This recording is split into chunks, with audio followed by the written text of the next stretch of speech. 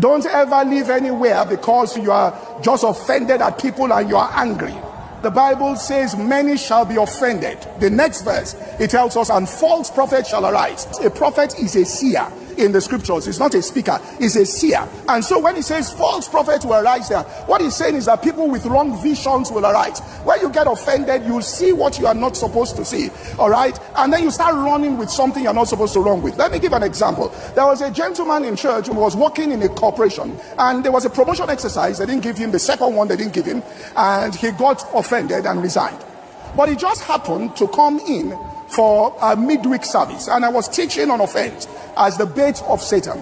And I said, you go out with joy and you are led forth in peace. Always go out with joy and be led forth in peace. Don't go out of a place with offense in your heart. And he scratched his head. He said he was going to start a nail making factory in Lagos, and he had put in his letter of resignation. He heard the message. He said he went back and told his boss, I'm sorry, could you give me back my letter of resignation? You know, I want to stay in here. And he said he stayed there. And then he told me a year and a half after, he said, you know what, I heard that message and I went back. I sat down. There was a next promotion exercise, I got it. There was another promotion exercise, I got it. He said, and I was happy and I was good and I was in a place of joy. And then God said, you can go now.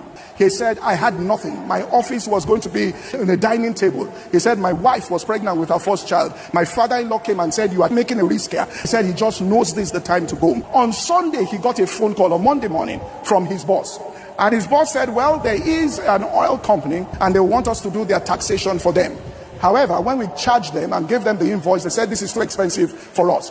And so they said, we'll go and look for somebody else. Then I said, wait a minute, hold it. The guy who will have led the team to come and do and help you work on your tax has just resigned from here, but he has the mind. He knows the quality of work.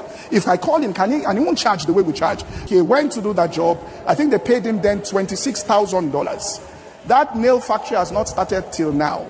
It is that thing that he has been doing. You see, when you're offended, you don't see correctly in the spirit realm.